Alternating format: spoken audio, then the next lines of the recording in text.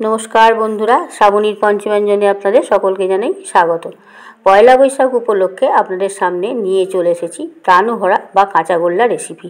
एकदम दोकानेर मतन पारफेक्ट काँचागोल्ला बा प्राणभरा ठीक एइभावे बाड़ीतेई बानिये फेलुन, देखबेन आपनादेर असाधारण लागबे।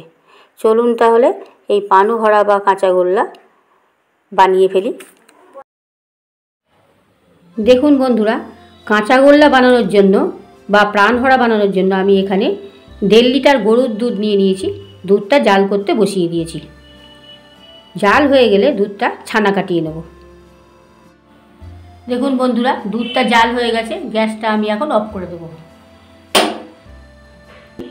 দুটো পাতিলেবুর রস তৈরি করে নিয়েছি, তার মধ্যে 2 চামচ পরিমাণ জল দিয়ে দিয়েছি।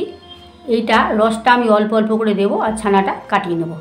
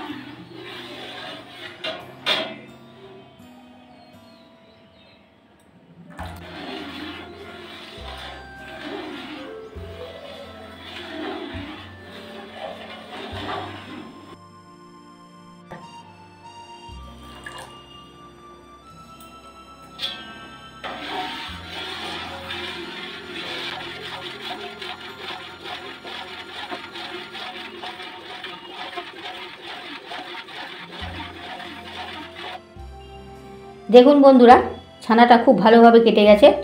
এইবারে ছানাটাকে ছেঁকে নেব। এখানে একটা পাত্র নিয়ে নিয়েছি, এর ওপর দিয়ে একটা সাদা কাপড় দিয়ে দিচ্ছি। ছানাটাকে এবার ছেঁকে নেব।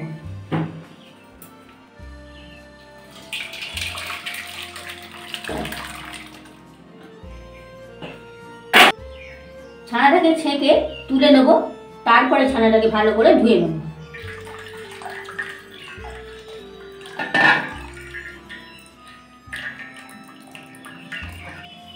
ছানাটার জলটা ভালো করে ছেঁকে নিয়েছি, এবার ছানাটাকে ভালো করে ধুয়ে নেব।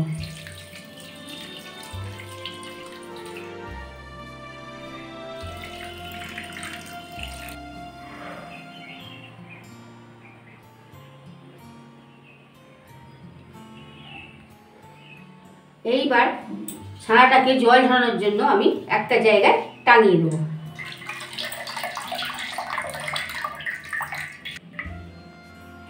জল ঝরানোর জন্য 10 মিনিট এইখানে একটা হুকে ছানাটাকে ঝুলিয়ে রেখে দেবো।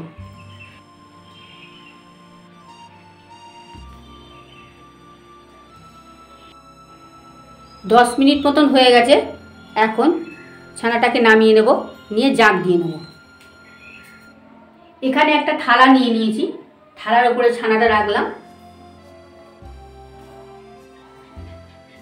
এইবার এই পাথরটা এর উপর দিয়ে চাপিয়ে দেব।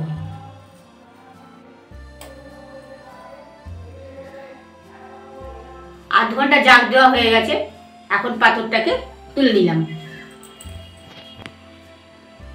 এইবার কাপড়টার থেকে ছানাটা খুলে নিয়ে বের করে নিচ্ছি ছানাটাকে।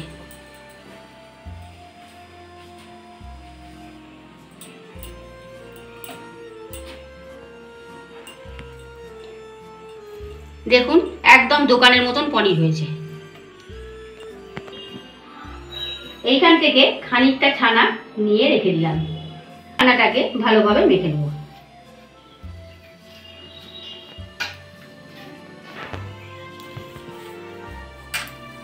বন্ধুরা, খুব ভালোভাবে ছানাটাকে মেখে দিতে হবে।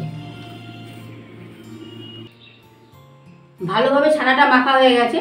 ছানার মধ্যে এবারে এখানে 100 গ্রাম চিনি নিয়ে নিয়েছি, দিয়ে দিলাম। চিনি দিয়ে খুব ভালো করে ছানাটাকে মেখে নেব।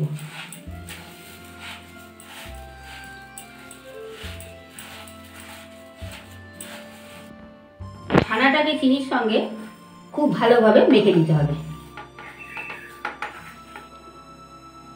এখানে নিয়ে নিয়েছি 1 প্যাকেট আমুল স্প্রে, 10 টাকা দামের, এর মধ্যে দিয়ে দিচ্ছি। আমুল স্প্রে দিয়ে আরও ভালোভাবে মেখে নিচ্ছি।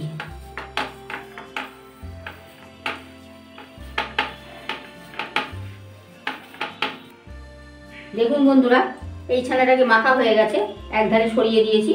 এইবার এই ছানাটাকে মেখে নেব।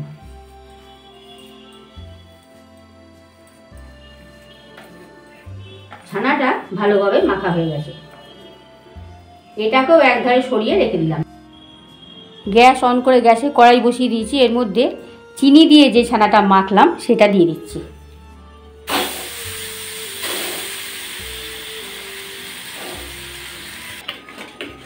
দেখুন বন্ধুরা, ছানাটাকে ভালোভাবে পাক করে নিচ্ছি।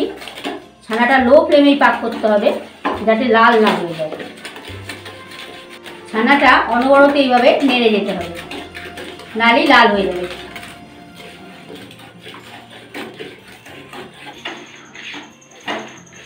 দেখুন বন্ধুরা, নাড়তে নাড়তে একদম পাক হয়ে গেছে। এইবার গ্যাসের ফ্লেমটা অফ করে দেবো। 5 মিনিট মতন পাকটা করতে সময় লাগবে। এর মধ্যে দিয়ে দিচ্ছি 1/2 চা চামচ এলাচ গুঁড়ো। এটা অপশনাল, আপনারা চাইলে ব্যবহার করতে পারেন।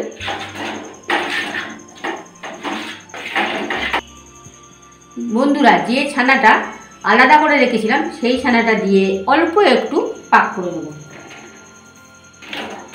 গ্যাসের ফ্লেমটা অফ করে এই ছানাটাকে ভালোভাবে এর সঙ্গে মিক্স করে নিচ্ছি, আগের ছানার সঙ্গে।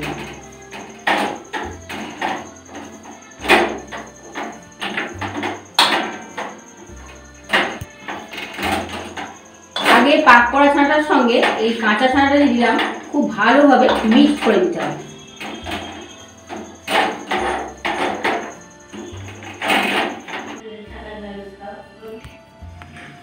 কাঁচা গোল্লা বা প্রাণভরা সম্পূর্ণ তৈরি হয়ে গেছে। এখন এটাকে আমি নামিয়ে ফেলছি। দেখুন বন্ধুরা, এবারে আমি কাঁচা গোল্লার মতন গোল করে পাকিয়ে নেব।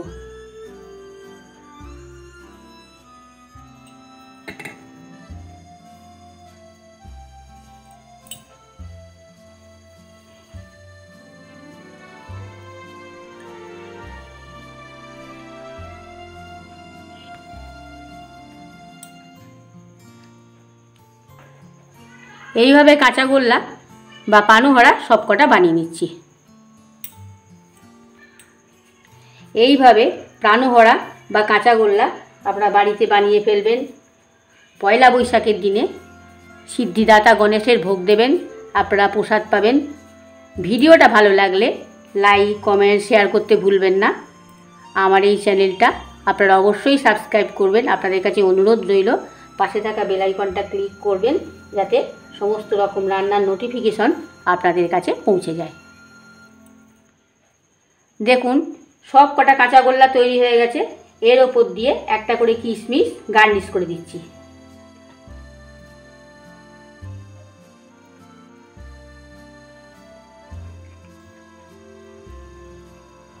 আজ তাহলে আসি বন্ধুরা, দেখা হবে আবার পরের ভিডিওয়ে।